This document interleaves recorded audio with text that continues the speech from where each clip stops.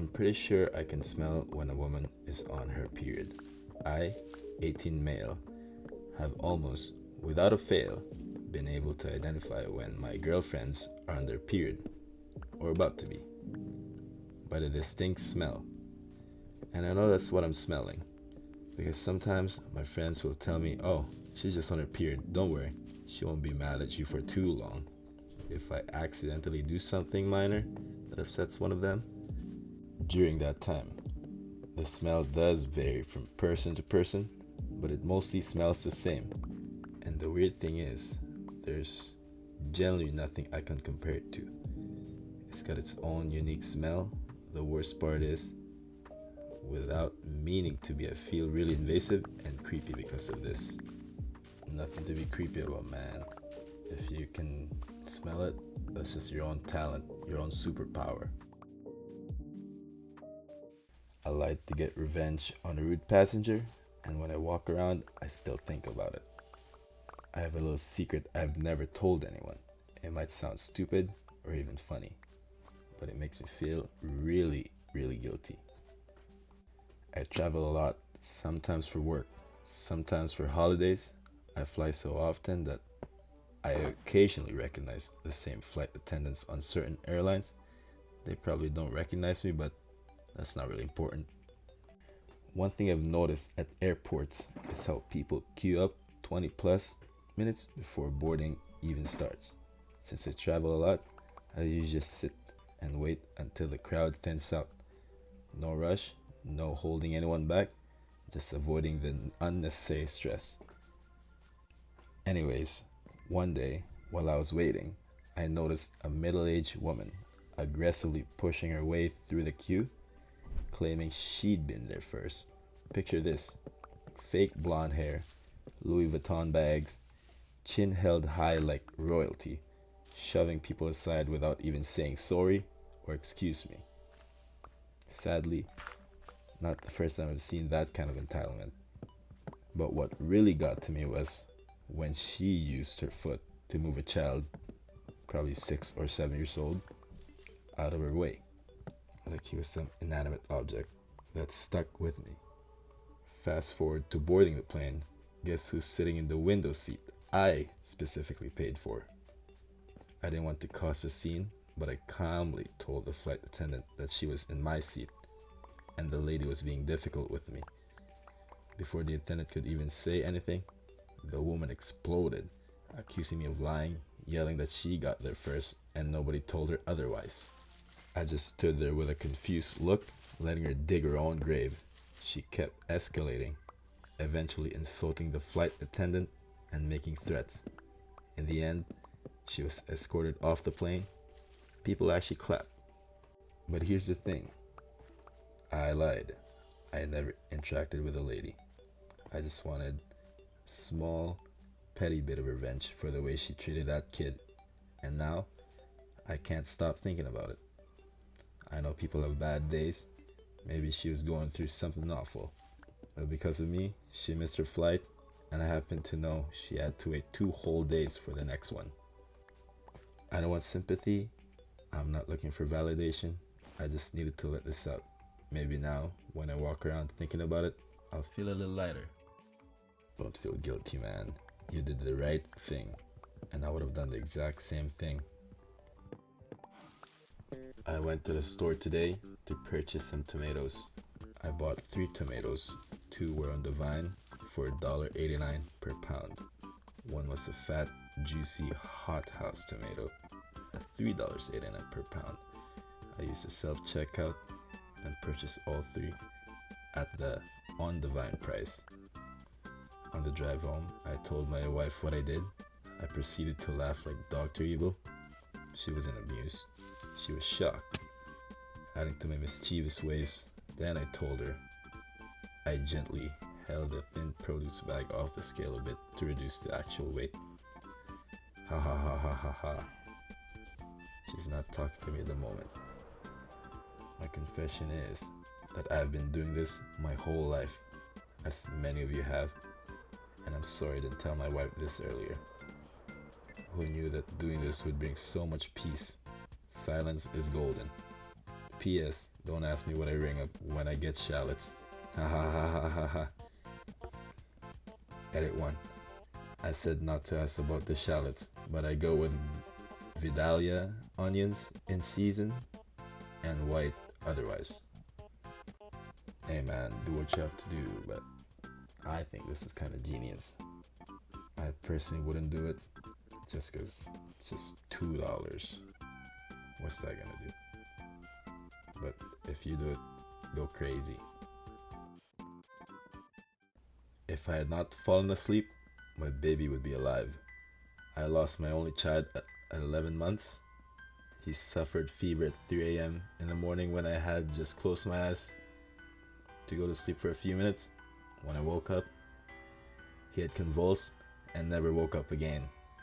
This changed my life and live with this guilt every day. Never got any more children. He was enough. Man, absolutely not your fault.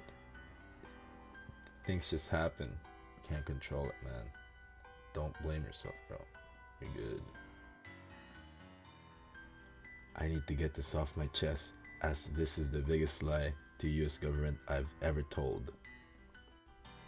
Everyone makes fun of me, 27F, because I'm 5'1", 155 centimeters. Once I finally got my license, 16, I put down I was 5'3", 160 centimeters. I know it's stupid to have dysmorphia about your height, but I've been this height for almost 15 years now.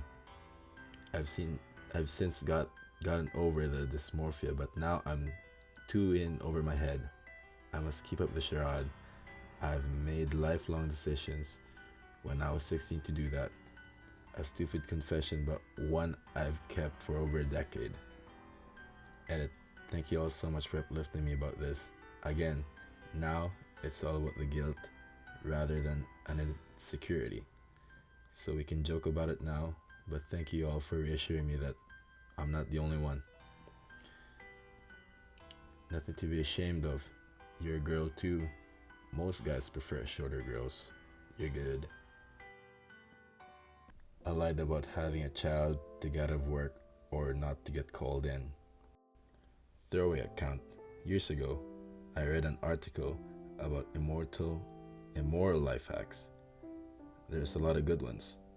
One was if you see a bowl full of business cards, people drop off, grab a handful, so if you're ever in a wreck or need to give your info, you can give one of them cards and you get away with whatever scot-free.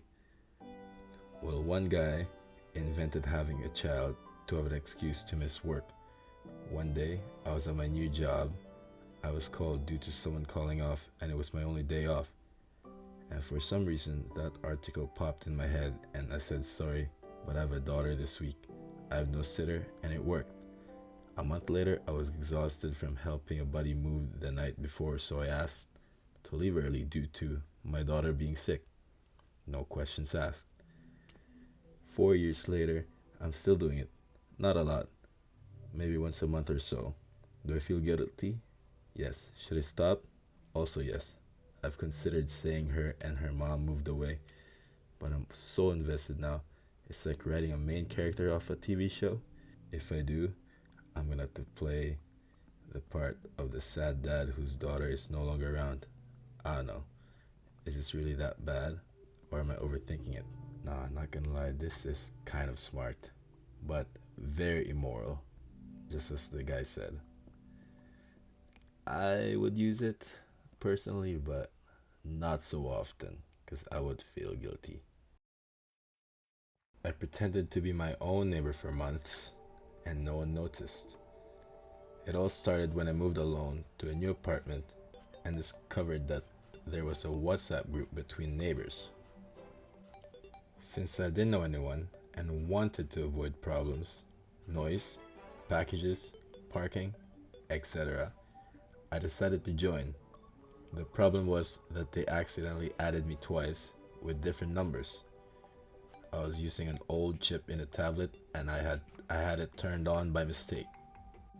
Instead of leaving the group with one of the numbers, I decided to experiment. I named the other number Don Ernesto a fictional character who is 72 years old, retired, a chess lover, and somewhat grumpy. Little by little, Don Ernesto began to become popular in the group. He gave advice, shared recipes, complained about small things, but with grace.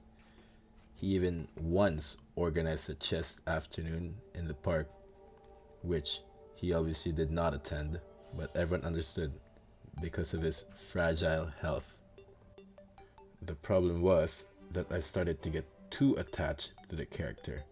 I would surprise myself by responding like him at 2 a.m., using sayings that I never use in real life. On one occasion, someone in the group called him the soul of the building. After 6 months, I decided to kill Don Ernesto. I posted a message from his number saying he had passed away peacefully, thanking everyone for their company. There were sad emojis. Someone even proposed naming the reading corner of the building after him. Now, I live knowing that I faked the life and death of a person who never existed and who was perhaps more loved than me. Weird? Maybe. But I had to get it off my chest. Thanks for reading. Nothing wrong with this. You're not hurting anyone. You just lied a little bit, but it's nothing bad of a confession. It's not like you committed a crime. Maybe he did. Who knows? But in my opinion, he just pretended to be another guy and it just kind of got carried away. My mother named me after my dead brother and regrets it. My mom and I had always strenuous relationship. Officially, she has 3 children, my sister, me, and my brother. Last year, she told me that when she was 17, she got pregnant but lost that child, a boy she planned to name Jason when she was 7 months along. Back then, the doctors apparently told her that she would most likely never have children, but obviously that wasn't true. She told me that she named me after my brother, seeing me as an extension of him, what and who he could have been. She also says that she has regretted this decision since I was 5 because she can't look at me without thinking about what my brother would have been like. I also have a younger brother whom she adores because, as she says, she always saw him as his own person, an individual who she has not projected her own expectations and trauma on. None of my siblings know about our older brother. My grandparents aren't allowed to talk about it, and I am the only one, besides my mom, that knows where she has buried him. Baby clothes, images, stuffed animals. My entire life, I knew that she treated me differently than her other children. More distant. I can't help but hate her for it. She's my mom. I'll always love her, but I can't forget 20 years of being treated like I don't exist. Wow, you're pretty strong for that.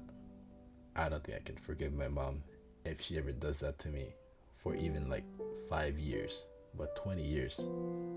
That is your whole existence, and you still love her. Oh, you're a good kid. And that's all I have for this video. Thank you guys for watching, and see you in the next one.